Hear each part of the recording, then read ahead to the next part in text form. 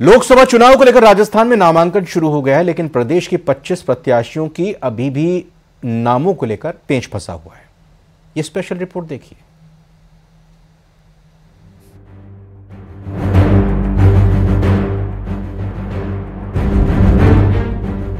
नजदीक है पहला फेज, 25 सीटों पर फंसा पेच, दावेदारों की धड़कन तेज।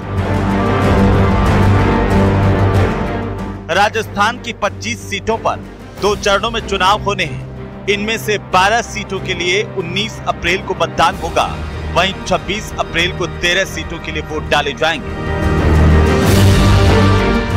पहले चरण के लिए जिन सीटों पर मतदान होना है उनमें श्रीगंगानगर, बीकानेर, चूरू, झुंझुनू, सीकर, जयपुर ग्रामीण, जयपुर, अलवर, भरतपुर, करौली, धौलपुर, दौसा और नागौर लोकसभा सीट शामिल है।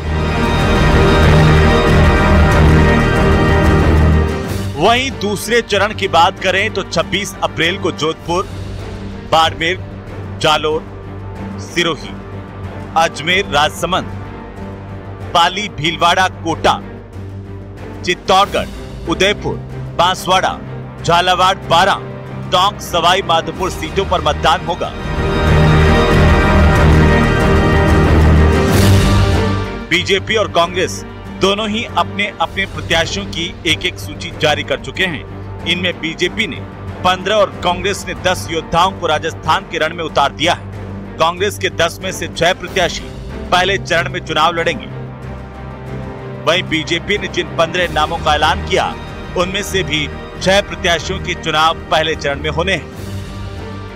इनमें बीकानेर से केंद्रीय मंत्री अर्जुन राम मेघवाल, अलवर से भूपेंद्र यादव, चूरू से देवेंद्र झाझड़िया, भरतपुर से रामस्वरूप कोली, सीकर से सुमेधानंद सरस्वती और नागौर से ज्योति मिर्धा के नाम शामिल हैं। तो वहीं बीजेपी ने 10 और कांग्रेस ने 15 सीटों पर अभी भी प्रत्याशियों के नाम के पत्ते नहीं खोले हैं।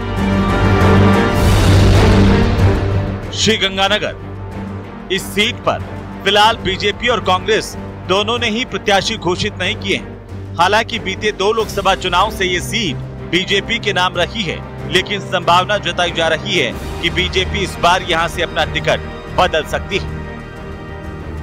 झुंझुनू, कांग्रेस ने इस सीट पर अपने मौजूदा विधायक ब्रिजेंद्र ओला को टिकट दिया है। ओला इस सीट के लिए सबसे मजबूत प्रत्याशी माने जा रहे हैं। वहीं बीजेपी ने अब तक इस सीट पर प्रत्याशी के नाम का ऐलान नहीं किया। सीकर, बीजेपी ने यहां मौजूदा सांसद स्वामी सुमेधानंद को फिर से मैदान में उतारा है, जबकि कांग्रेस ने यहां का टिकट होल्ड पर रखा है। माना जा रहा है कि अगर सीपीएम और कांग्रेस में गठबंधन हुआ तो यहां कांग्रेस को फायदा पहुंच सकता है। जयपुर ग्रामीण सीट, इस सीट पर दोनों ही दलों ने अब तक अपने प्रत्याशी घोषित नहीं किए हैं। बीजेपी ने जयपुर ग्रामीण सीट से जुड़े कांग्रेस के दिग्गज नेता लालचंद कटारिया को पार्टी में शामिल कर लिया है। संभावना है कि कटारिया इस सीट पर चुनाव लड़े। वहीं कांग्रेस यहां किसी युवा चेहरे पर दांव खेल सकती है। जयपुर, यहां भी बीजेपी और कांग्रेस दोनों ने ही प्रत्याशी घोषित नहीं किए हैं। यहां बीजेपी के रामचरण बोहरा वर्तमान में सांसद हैं, जो लगातार 2 बार बड़े मार्जिन से चुनाव जीते हैं। करौली, धौलपुर, यहां भी दोनों ही प्रमुख दलों ने अब तक प्रत्याशियों के नामों का ऐलान नहीं किया। मौजूदा सांसद मनोज राजौरिया बीजेपी से हैं, लेकिन इस बार यहां टिकट बदलने की संभावना जताई जा रही है। दौसा सीट पर कांग्रेस अपने मौजूदा विधायक मुरारी लाल मीणा को मैदान में उतार चुकी है। वहीं बीजेपी इस बार यहां पर टिकट बदलने की तैयारी में है। मौजूदा समय में बीजेपी की जसकौर मीणा यहां से सांसद है। नागौर लोकसभा सीट इस बार त्रिकोणीय मुकाबले में फंसती नजर आ रही है। बीजेपी ने यहां ज्योति मिर्धा को उम्मीदवार बनाया है। वहीं कांग्रेस को जिताऊ उम्मीदवार की तलाश है। इस क्षेत्र के कद्दावर जाट नेता हनुमान बेनीवाल भी इस लोकसभा चुनाव में अपना प्रत्याशी उतारने का मन बना चुके हैं। हनुमान बेनीवाल की पार्टी आरएलपी का यहां पर मजबूत जनाधार है। पहले चरण के मतदान में सिर्फ 1 महीने का वक्त बचा है और इन सीटों पर टिकट फाइनल न होने से दोनों ही दलों के दावेदारों में टेंशन बढ़ गई है। Bureau report, news 18 Rajasthan.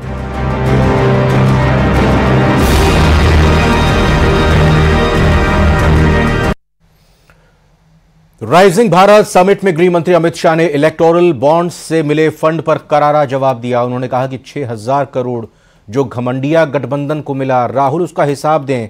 जब बॉन्ड से जुड़ी सारी जानकारी सामने आएगी, सब घोषित होगा, तो इंडी अलायंस मुंह नहीं दिखा पाएगा। इलेक्टोरल बॉन्ड्स के बारे में मैं ये पहले आपसे जानना चाहता हूं कि आपकी क्या प्रतिक्रिया है। आपको क्या लगता है कि इससे ब्लैक मनी वापस आएगा? जो कॉन्फिडेंशियल नाम थे लोगों के, जिस वजह से लोगों ने इलेक्टोरल बॉन्ड्स खरीदे, वो आज जो है सब सामने आ गए हैं। तो क्या ये उचित है और आप इसके बारे में आगे क्या सोचते हैं? देखिए, भारत की सुप्रीम कोर्ट जो भी फैसला सुनाती है, देश के सभी नागरिक इससे बंधे हुए हैं। हम एक संवैधानिक व्यवस्था में रहे। मैं सुप्रीम कोर्ट के फैसले का सम्मान करता हूं, मगर मेरा व्यक्तिगत मत जरूर देना चाहता हूं कि बॉन्ड से काला धन समाप्त होने के कगार पर था और इस फैसले से चुनावी व्यवस्था में फिर से काले धन का दबदबा बढ़ेगा। इसीलिए राहुल जी के नेतृत्व में पूरा इंडिया अलायंस बॉन्ड के खिलाफ था और वो चाहते थे कि पहले की तरह जो कट मनी आता था, वो कट मनी फिर से एक बार राजनीति पर हावी हो। चुरू के दौरे पर है मुख्यमंत्री भजन लाल शर्मा और बीजेपी क्लस्टर और कोर कमेटी की मीटिंग हो रही है। इस दौरान श्री गंगानगर और बीकानेर के पदाधिकारी भी मौजूद हैं। बीजेपी प्रदेश अध्यक्ष सीपी जोशी भी बैठक में शामिल हैं। पूर्व नेता प्रतिपक्ष राजेंद्र राठौड़ भी बैठक में मौजूद हैं। तो आगामी लोकसभा चुनावों के मद्देनजर यह बैठक बहुत महत्वपूर्ण मानी जा रही है। इस बैठक में चर्चा हो रही है लोकसभा चुनाव में किस तरीके से राजस्थान से 25 की 25 सीटें बीजेपी को जितानी है, उसी को लेकर चर्चा की जा रही है। इस क्लस्टर को लेकर जो लोकसभा सीटें आती हैं, लोकसभा क्लस्टर की बीजेपी ने जो अलग अलग क्लस्टर्स बनाए हैं, इस बैठक में उस पर चर्चा हो रही है।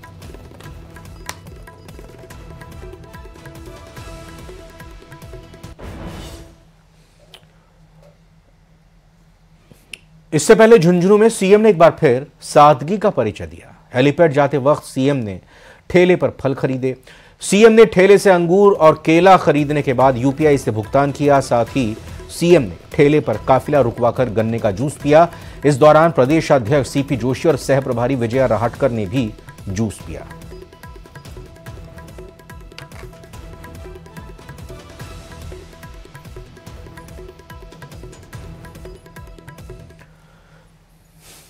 भरतपुर से बड़ी खबर आ रही है, जहां पर प्रेमी ने प्रेमिका की हत्या कर दी है। धारदार हथियार से प्रेमिका का गला काट दिया है। हत्या के बाद आरोपी ने खुद के हाथ की नस भी काट ली है। आरोपी को अस्पताल में भर्ती किया गया है। पुलिस मौके पर पहुंची है। मथुरा गेट थाना इलाके की घटना है।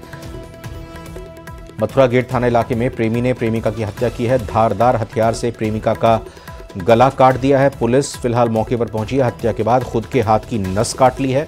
आरोपी को अस्पताल में भर्ती किया गया है।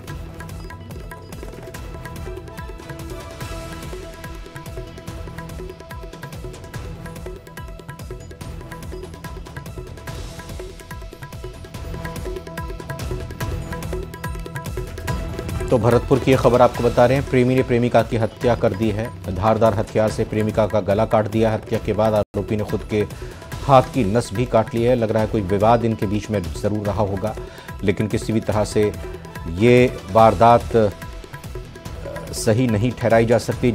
जिस तरीके से प्रेमी ने प्रेमिका की हत्या की है, गला काटा है और खुद की नस भी काट ली है, यानी खुद भी उसने आत्महत्या की कोशिश की है। फिलहाल जो जानकारी मिल रही है उसके मुताबिक आरोपी को, यानी जो प्रेमी है, उसे अस्पताल में भर्ती किया है क्योंकि उसने खुद अपनी हाथ की नस भी काट ली है। पुलिस मौके पर पहुंची है। जानकारी पुलिस को भी लगी है और पुलिस की तरफ से इस पूरे मामले में छानबीन की जा रही है, तफ्तीश की जा रही है। मथुरा गेट थाना इलाके की ये घटना है। तो ये बड़ी खबर आपको भरतपुर से बता रहे हैं, जहां पर प्रेमी ने प्रेमिका की हत्या कर दी।